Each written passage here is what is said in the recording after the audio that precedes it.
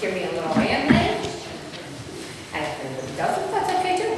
But I know we have one major celebration.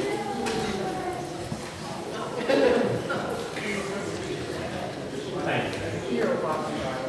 I wanted to do this from up here because it's something that needs to be shouted from the rooftops as opposed to down there, okay?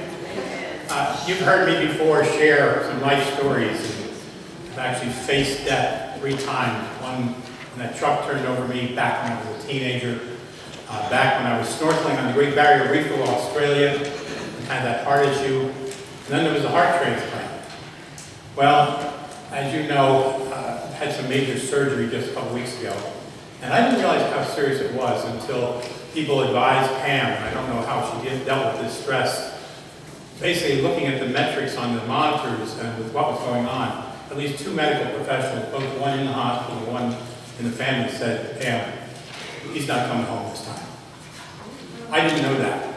Probably a good thing. And then somebody from here later on said, you know, he was truly blessed to be in a university hospital because in a community hospital, I've seen this happen, and they died. And so it wasn't God's plan. And so here I am, giving testimony to a great healing God that we share.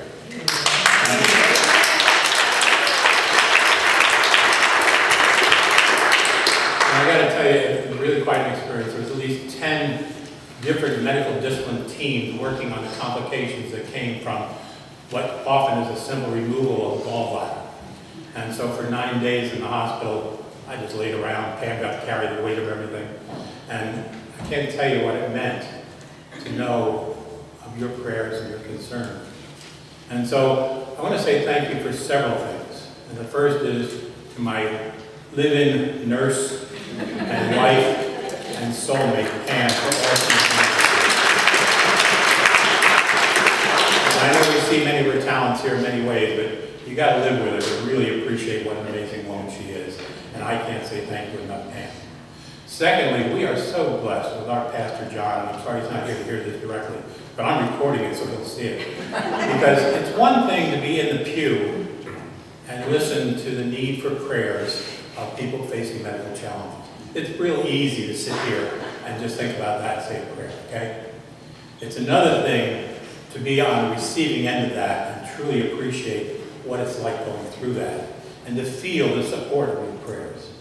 And after waiting in the emergency department down at the hospital, University of Pennsylvania, for 7 hours before you got into a room to be examined, and all of a sudden you hear that click, click, and there's Pastor John at 10 o'clock at night coming down to be with us. I can't tell you what that means, and I know many of you have had the benefit of that support. We are so blessed with his ministry in that way.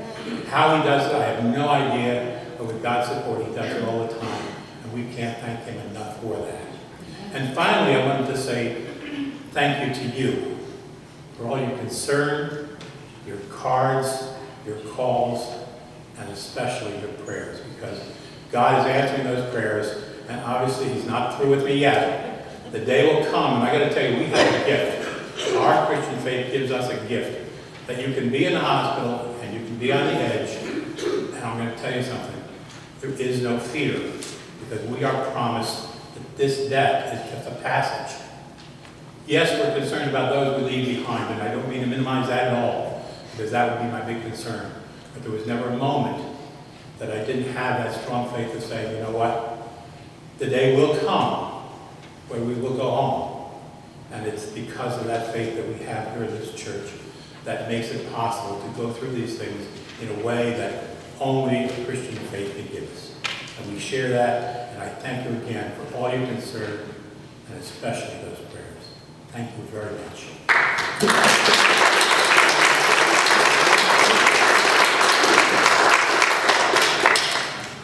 Any other celebrations? Good morning, everyone. How are you? Well, today's morning is, well, actually Tuesday's morning is birthday, so today we're doing a little celebration downstairs. We got a big feast